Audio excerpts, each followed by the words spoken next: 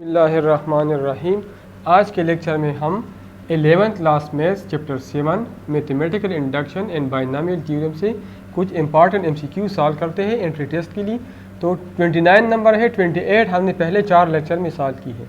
29 number है the second term and the expansion of a plus B whole n is a power n/2 into a power n minus b power n, ठीक है, n into a power n minus 1 b none. तो second term a plus B whole n binomial theorem अगर आप expand कर ले तो पहला term आता है n0 a power n b power 0 और सेकंड टर्म आता है n1 a power n minus 1 b1 b, ठीक है।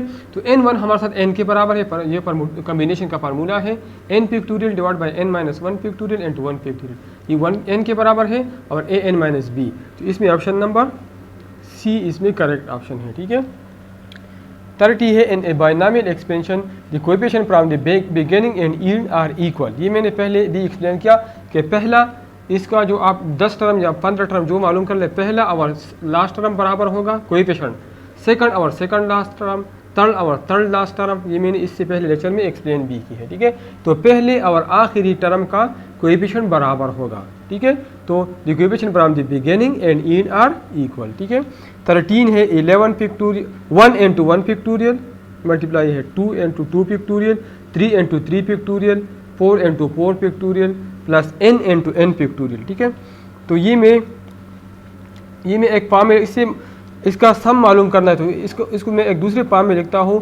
1 इंटू 1 पिक्टोरियल में लिख सकता हूँ 2 माइनस 1 इंटू 1 पिक्टोरियल, मतलब ये 1 की जगह मैंने 2 माइनस 1 लिख लिया, तो 2 माइनस 1 से 1 आता है, प्लस यहाँ पे 2 इंटू 2 पिक्टोरियल है, तो 2 में लिख सकता हूँ 3 माइनस 1 और 2 पिक्टोरियल अपनी जगह पे, प्लस 3 इंटू 3 पिक्टोरियल, तो 3 में लिख सकता हूँ 4 माइनस 3 और 3 पिक्टोरियल अपने जगह पे, प्लस 4 इंटू 4 पिक्टोरियल, तो 4 में लिख सकता हूँ 5 माइनस 1, ये 4 माइनस 1 है, 5 माइनस 1 इंटू 4 पिक्टोरियल और प्लस सो ऑन, और आखिर में n इंटू n पिक्टोरियल है, तो ये n में लिख सकता हूँ, जिस तरह मैंने 4 लिख लिया 5 माइनस 4, इस तरह मैं लिख सकता हूँ n plus 1 minus 1, n plus 1 minus 1 pictorial into n pictorial, ठीक है। तो इसको आप सिंप्लीफाई कर लें, 2 into 1 pictorial minus 1 pictorial plus 3 into 2 pictorial minus 1 2 pictorial plus 4 into 3 pictorial minus 3 pictorial plus 5 into 4 pictorial minus 4 pictorial and so on, plus n plus 1 into n pictorial और minus n pictorial, ठीक है। तो यहाँ पे 2 into 1 pictorial में लिख सकता हूँ 2 pictorial minus 1 pictorial plus 3 into 2 pictorial में लिख सकता हूँ 3 pictorial minus 2 pictorial, 4 into 3 pictorial में लिख सकता हूँ 4 pictorial minus 3 pictorial plus 5 into 4 pictorial में लिख सकता हूँ 5 pictorial minus 4 pictorial plus n plus 1 into n pictorial लिख सकता हूँ n plus 1 pictorial minus n pictorial, ठीक है। तो यहाँ 2 पिक्टोरियल माइनस 2 पिक्टोरियल के साथ ख़त्म हो जाएगा, 3 पिक्टोरियल माइनस 3 पिक्टोरियल के साथ, 4 पिक्टोरियल माइनस 4 पिक्टोरियल, 5 यहाँ माइनस 5 के साथ, इस तरह minus n pictorial plus n के साथ। तो हमारे साथ 2 टर्म है, एक माइनस 1 पिक्टोरियल, तो माइनस 1 पिक्टोरियल माइनस 1 के बराबर है, और यहाँ एक n प्लस 1 पिक्टोरियल, ठीक है। तो हमारे साथ ऑप्शन सही है n प्लस 1 पिक्टोरियल माइनस 1, ठीक है। तो इसमें हमारे साथ option number B correct option है, ठीक है। 32 है n pictorial greater than n square holds if n belong to natural number all natural number. तो अगर मैं यहाँ 1 पुट कर लूँ तो 1 इज़ ग्रेटर देन 1, जो पॉसिबल नहीं 1 के बराबर है, तो ये तो गलत है। n इज़ ग्रेटर देन और equal to 4, n is greater than और इक्वल टू 2, मैं 2 ट्राई करता हूँ, तो यहाँ अगर मैं 2 पुट कर लूँ तो 2 पिक्टोरियल 2 के बराबर है और 2 स्क्वेयर से 4 आता है, 2 is greater then 4 which is not possible, तो ये भी गलत है। अब ये मैं ट्राई करता हूँ, n की जगह 4 पुट कर ले, 4 pictorial is greater then 4 square, तो 4 पिक्टोरियल बराबर है 4 3 12 12 2 24, इज ग्रेटर देन 4 4 16। ठीक है, इस तरह अगर 5 पुट करते 6 तो ये ग्रेटर होगा इससे। ठीक है, तो इसका मतलब है कि ऑप्शन नंबर बी इसमें करेक्ट ऑप्शन है। ठीक है, सी गलत है। अगर मैं यहाँ 2 पुट कर लो n की जगह 2 तो 2 pictorial is greater than 2 square. ठीक है, तो 2 पिक्टोरियल से 2 आता है और ग्रेटर देन 4 जो पॉसिबल नहीं है। ठीक है, तो ऑप्शन नंबर बी इसमें करेक्ट ऑप्शन है। 33 है the coefficient of 8 term and the expansion of x plus y whole 16s। तो ये आप TR+1 वाली फार्मूले से भी मालूम कर सकते हैं। और आप डायरेक्टली जो कोएफिशिएंट के लिए हम कम्बिनेशन यूज़ करते हैं 16, n क्या है, n हमारे साथ है 16, x प्लस वाई होल 16, तो n हमारे साथ क्या है 16 है।